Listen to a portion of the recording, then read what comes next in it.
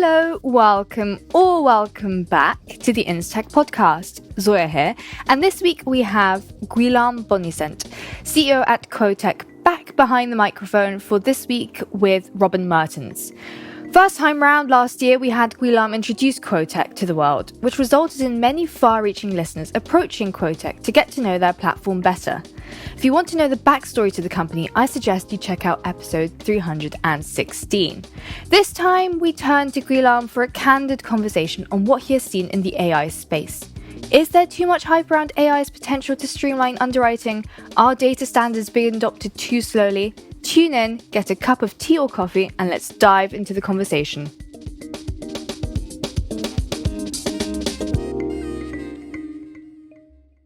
Welcome back to the Instech podcast. We're joined today by Guillaume Bonnissent. He's the CEO of Quotech. Quotech is a technology provider for commercial underwriters and brokers with solutions covering data ingestion, pricing, distribution, administration, and claims. Guillaume, welcome back. Thank you. Thank you for having me again.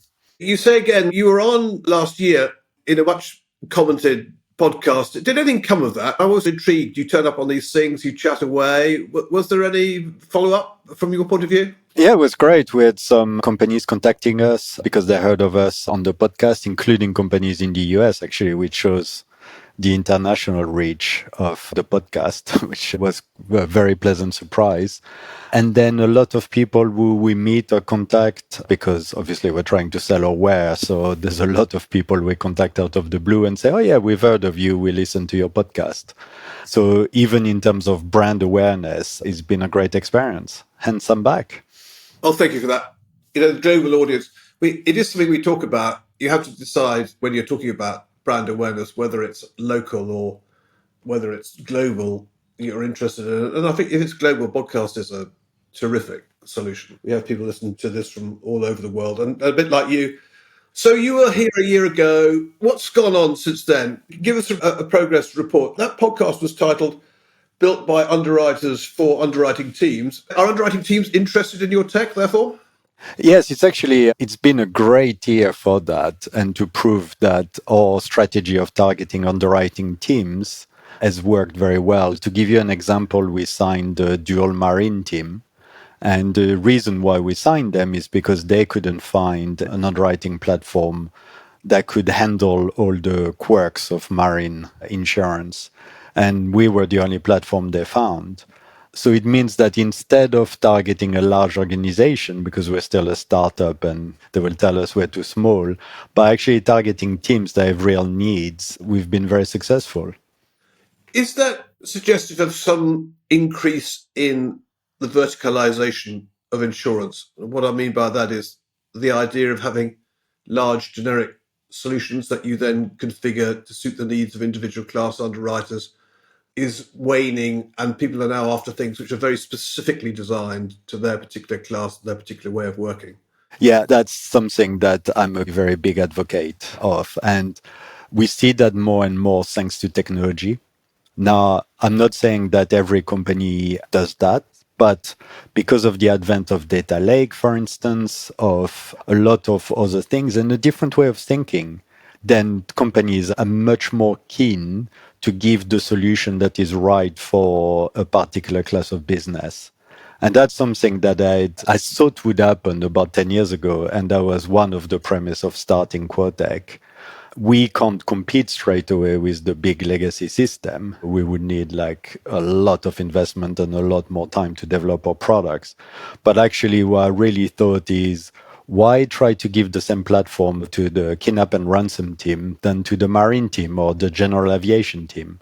So I'm really pleased to see that companies and even large companies like Dual have started adopting that approach, because otherwise, basically, we wouldn't have a business as Quotech, because that was our whole premise and the way we approach these businesses. It's definitely a big trend.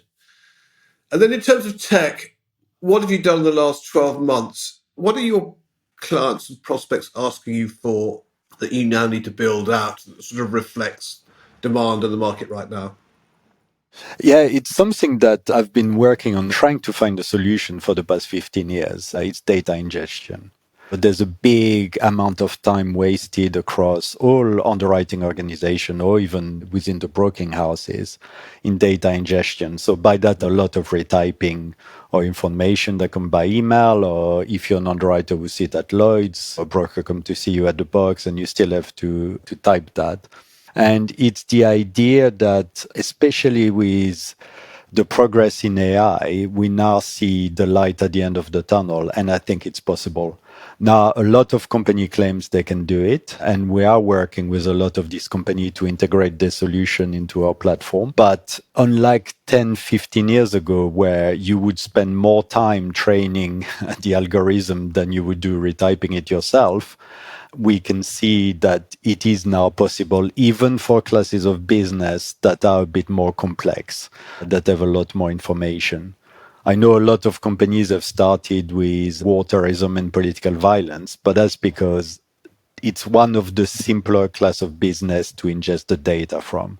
The day you'll be able to do a upstream energy schedule, or the day you'll be able to do a full marine policy with 500 vessels that are some are placed direct, some are placed on the facultative basis, then that's the day that I will say, yes, ingestion is really ready. But we're really in it. That's something like we're really keen to develop, working with different companies and implementing for our clients. Is that something you're trying to do yourself, or are you looking for some specialist partners to do that with? It's twofold. Yeah, we're doing some bits ourselves and then looking for some specialist partners.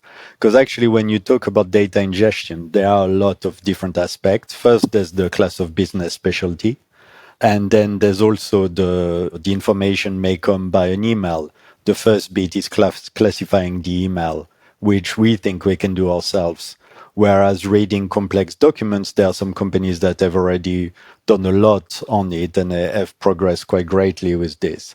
It's also the idea that everything we do, we want to give our clients choice. So we don't want to force a client to use our solution if they've already developed a solution with another vendor and they're very pleased with it. We just want to say, don't worry, you can still continue using their solution. You don't need to start from scratch, but you can integrate with our platform.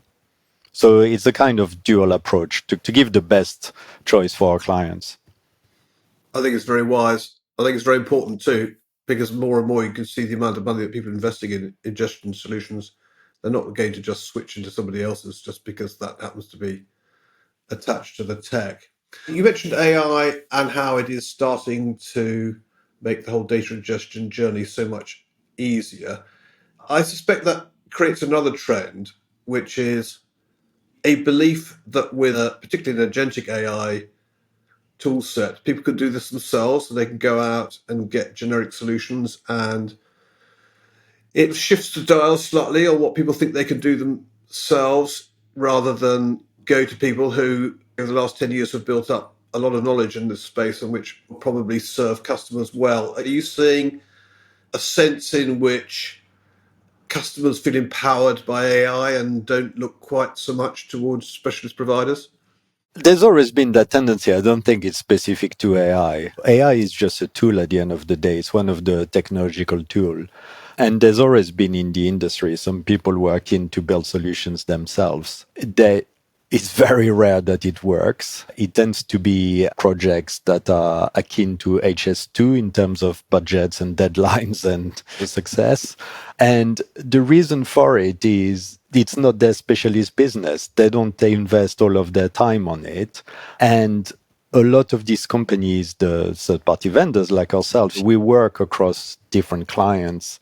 We see different experiences. We learn from all of that. And all of our clients benefit from all of that knowledge and experience and expertise that we gain from working across different clients, across different fields. Plus, you tend to get better developers. When you are a dedicated software company, you get better resources because developers are more interested in working across multitude of clients rather than working in-house.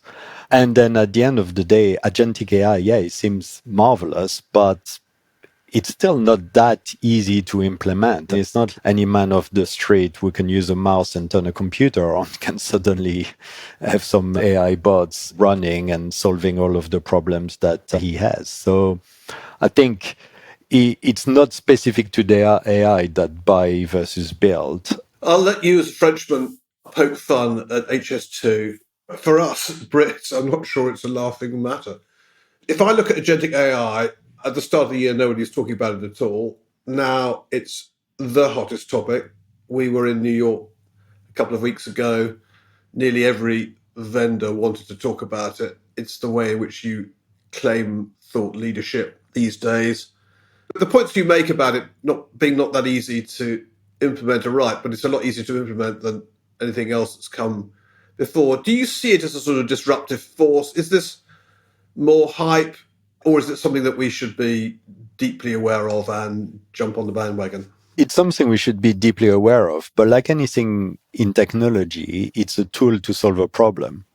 So I think the best example that I always give is the blockchain. Everyone at one point was talking about blockchain. Every single vendor was saying they were using blockchain. But actually, what was it solving? Was there any problem that we found that blockchain was the best solution to implement to solve that problem? And the answer is no. I mean, literally, I cannot think of a single problem that in the insurance industry, blockchain was the easiest and best solution to implement. Agentic AI is different because it's not blockchain. There are a lot of problems that agentic AI will be the best solution or the only solution to solve. But you always have to start with what are you solving? What is the pain point that you are solving for your client? For instance, for data ingestion, yes, we are using AI, and yes, we will be using agentic AI, but it's not the only thing we will be using, because in some cases, you don't actually need artificial intelligence. There are also technological tools that can help you to do that. So we're not going as Quotech, and maybe we should, but that's my French contrarian spirit. I'm always wary about the hype. But also, I don't want to sound like it's not going to be disruptive, it's not going to help us, because it absolutely is. It's going to help everyone, but as long as you can identify the pain point. Talking of pain points, I've seen you write very knowledgeably about the whole issue of data standards, and it's a bugbear of mine. Back in the day, 25 years ago, building digital platforms, we all had to be members of a Accord. We spent £10,000 a year. Everybody was convinced they couldn't possibly interact with us unless we had data standards. And 25 years on, I'm not sure whether we've moved the dial meaningfully on that. Is that one of the problems, do you think, that AI is going to be able to solve? Are we going to reduce the importance or the dependence on standards over time? I think it's very likely.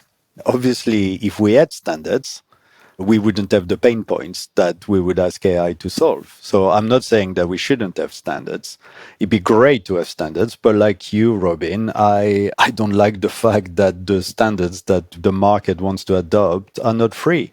If you look at everything else, being a software company, we use a lot of technology that is free to use, that is open source. With licenses, that mean that we can use them commercially. Even in insurance, in data standard, the OED developed by Oasis is free. It's free to use, and it's a fantastic standard for exposure management. It's been really well. There was collaboration from a lot of insurers, reinsurers, brokers, and it's a fantastic standard, and it's free to use. So I don't really see why we have to pay for it. The longer it takes to adopt it, and the more they charge for it, which will raise barriers to entry, the more AI is going to solve the issue. And then when it's finally going to be released, everyone's going to say, well, why do you need this standard? Because AI allows us to map everything without any issue. Couldn't agree more. Agree with every word of it. There's one problem that AI is not going to solve, though, which is if you've got rubbish data, it's not going to be any good to you. And again, I'm not saying anything that hasn't been said thousands of times, but you've got quite a lot of customers, you've got quite a lot of insight into this. Is the industry getting any better at sorting out its data so that it can optimize the ability to use AI, or are we still seriously held back by the fact that we haven't got proper mastery of our data, and so we're not able to make the best use of the toolkit? Robin, it's exactly why I started Quotech. I saw it like AI is going to revolutionize underwriting. I may be out of a job, so I need to find a solution. And the problem that I saw was that no underwriting organization was recording all of the data that the underwriters had access to at the time of underwriting a risk. And that means that all that wealth of data couldn't be used later by AI. And that's really what in a lot of insurance companies, you see them adopting incredible tools with AI, talking about agentic AI on one side. And then you look at actually what makes them money, what allows them to pay for all this new data science team and all this new agentic AI bot is the underwriting. And what do the underwriter use? Most of the time is spreadsheets. And yes, they do have access to data enrichment. The company is kind enough to pay them subscription to a lot of different data providers to get the data, but they still have to log on to every single website to get the data, and they've got nowhere to record it, which means that all that wealth is not recorded anywhere and won't be able to be used by AI. So there's absolutely no point having a Ferrari if you don't have access to petrol. That's exactly the same thing with AI. There's absolutely no point having the best AI tools if you don't have the data to fit the model. So the idea of Quotech was really to allow underwriting organization to record everything, even the data points that they were not using for underwriting at the time, but actually by recording it, you allow the data scientists or the actuaries in 3, 4, 5 years to actually work out if there's a correlation between the data point that was not used in pricing or in risk selection and frequency or severity of losses. So I'm a big believer that there's still a lot to be done about recording data. I agree with that. But if I look at the market, there are two kinds of insurer. Those with significant amounts of money to invest. The bigger they are, the more they're investing. And then there are others a bit like Key Syndicate with help from Fairfax. They put a lot of money aside. They've invested heavily. They understood what you just talked about in terms of data, and they've sorted themselves out. There are others who'll say, I'm PE backed. It's EBITDA that everybody wants. Why would I invest all this money? Yeah, it's a very good point, and I absolutely agree with that. When we get clients, especially MGAs, or we say we want to build our own tech, I'm like, why do you want to do that? Because the value of your company is only based on EBITDA. Every single investor I've spoken to, and I've said, how do you value MGA? Do you value the tech? They say, no, we value the EBITDA. And it's the same for insurance company. You always speak about valuation as a multiple of EBITDA, but you have to look as to what does make you profitable as an MGA or as an insurance company. It's your underwriting profit. Obviously, you would argue in case of high investment return, that could be your investment or your top line. But actually, I was underwriting between 2000 and 2020. Most of this time, the investment return were quite low. And so it was basically all of our profit were based on underwriting profit. And how do you get better underwriting profit is by making better underwriting decision and reducing your cost. But it's mainly about controlling expenses and having an underwriting profit. And the best way to get better underwriting result is to be a better risk selection at pricing. And how do you do that? By recording all the data and applying all of the different actuarial method and the new data scientist method, which is basically artificial intelligence, to improve your risk selection, improve your pricing, and on top of that could actually reduce your expenses because you may need less people to do your underwriting. So I think you get that argument, Robin, that you said in times of hard markets, because in hard markets it's very easy because frankly, you just have to write a follow line on anything and you're going to make money because the rates are very high. But unlike Gordon Brown, I think we all know in the insurance industry that there is always boom and bust and that the rates are going to fluctuate over time and that it enjoyed the hard market while it lasts because it will soften very quickly. And it's when it's softening, you then hear the argument, oh, we're not making any money, so therefore we can't invest in anything. That's actually wrong. You should be investing all the time. And it doesn't cost that much to get the right system to record all your data so that you can then improve your underwriting results. So I'm not saying we are going to improve your underwriting results, but we're going to help you record the data so that you can improve your underwriting results. I can't tell you how many times I've heard that marvellous circular argument. Why do I need to invest? Have you seen how much money I made last year? And then 5 years later, you must be mad if you think I'm going to be able to afford that kind of stuff. I'm running you through all my current thoughts and trends. The other one I have around the evolution of technology, particularly the application of AI, is how it's changing the nature of an underwriter's job. I was very influenced by the podcast a month ago with Pravina Pradva, who's the CTO and digital officer at Swiss Re. We were talking about the application of AI at Swiss Re, and she made the point that what's happening there is that over time the tech and business are converging on the desktop, and that the underwriter of the future will be proficient in tech as well as underwriting, and increasingly over time proficient in the optimization of AI. Is that a trend that you think will be one to watch over the next 10 years? Yes and no. It's a really interesting thing. And I've been thinking since listening to the podcast a lot about it.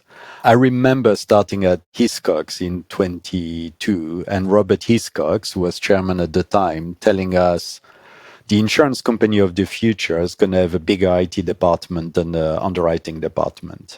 And that I totally agreed with him. And I thought technology is going to be the future. Now, actually, I don't think it's necessarily the IT department that's bigger, but it's the importance of technology that is huge. And that is why I never understood the name InsurTech, because every single insurance company should be using tech. So it's implying that if you're not an InsurTech, you're still on pen and paper, which is not the case. I wouldn't say that the underwriters of the future is to be proficient in all three. I still think they're going to have to be proficient in underwriting. I think they're going to have to embrace technology. That's different. Now, the point of AI, which is really interesting, is that actually I reckon the underwriter of the future is going to have to be less tech able than they are currently. Because I think now, if you're an underwriter, and every single underwriter I know will tell you that they're whiz on spreadsheets, you have to build your own queries, you have to do this. Whereas I reckon in the future, and that's also something we're working on, if you take, for instance, exposure management, instead of trying to build a query and pivot table to work out what's your exposure for wind is in Florida, you will go to your exposure management tool, for instance, Quotech, and just type in, tell me what my exposure for wind in Florida is, and you will have the answer.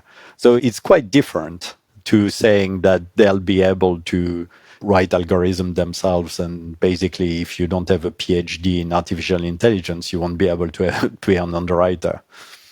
Yeah, no, I think that analysis is spot on. I was very influenced also by a presentation that Will Ross, who's the CEO at Federato, gave in New York last week at our Google event. He showed the history of AI over time, all the way back to the 50s and 60s. And he made this observation that when it's really new and it's in the process of blowing our minds, we call it AI. But once it's adopted and mainstream, we don't call it AI anymore. So he says that there were points when we were simply amazed that Netflix could suggest things for us to watch on the television, but we don't call that AI anymore. That's just built into the tech. And he says that right now, agentic AI, everyone wants to talk about it, but there's every possibility that 2 or 3 years' time, it'll just have become embedded into the system, and it won't be blowing our minds. We won't become so consumed by the fact that it's actually AI. No, you're absolutely right. It's going back to the fact that AI is the tool. What we found amazing is actually not the AI. I don't have green fingers, so I use AI a lot, or one of the large LLM vendor, take a picture and upload it and say, tell me what's wrong with my plant. And they say, you water it too much or not enough, or it needs to be reported.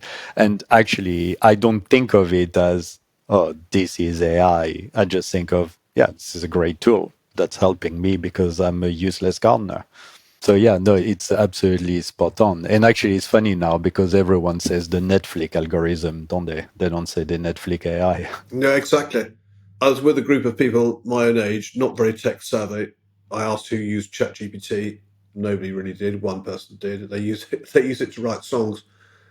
And I said, "Where are we going to go on golf tour next year?" And they said, "We're going to go to Porto." So I asked ChatGPT to plot me an itinerary based on Porto, 1 hour's drive, golf courses, one Michelin star restaurant, a couple of other good places to eat, and a decent boutique hotel. And it just wrote the itinerary on the spot, and it completely and utterly blew their minds because it was a language that they understood. Do you know what I really like to find out is how many people write to ChatGPT using please, thank you, sentences like this, because it really feels like you're talking to a human in a way. And they specifically respond and saying, oh, Robin, thank you very much for asking. Oh, good point. Oh, this trip sounds marvelous. And because they're humanizing it so much, and the reason why I'm wondering, but it's really interesting for us. And as I said, we're looking at if people are going to be, or users are going to be so used to speaking in plain English, if they're English, or whichever language they're in, to anything, that we have to think of that from a pure user experience on our platform. They can be over friendly, those things. I logged onto a new LLM a couple of weeks ago, and the first thing it said to me was, "What's up, bruv?" Which I thought was slightly over friendly. Anyway, yeah, we could chat all day on this kind of stuff. A very softly spoken French voice. I don't know. It takes me all the way back to, I don't know, Maurice Chevalier or Charles Aznavour or something. It's very soothing, and I could listen to it all day. I'm sorry we had to bring it to an end. Come and join us next year. It's been a pleasure. No, thank you very much, Robin. I really enjoyed our conversation as always. I'm glad you like the voice. Not sure about Maurice Chevalier or Charles Aznavour. Definitely karaoke will tell you that I can't sing like them. If people listen to the podcast because I sends them to sleep with a good French soothing voice, then that's good enough for me. There'll be about 3 listeners who even know who Maurice Chevalier is. They can ask ChatGPT, can't they? There you go. Thanks for joining me. See you soon. Thanks, Robin.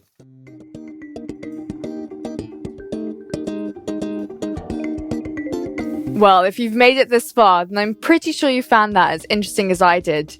The Instech podcast comes out every Sunday morning, where we spotlight the latest news, leading voices, and freshest updates across insurance that you need to know about.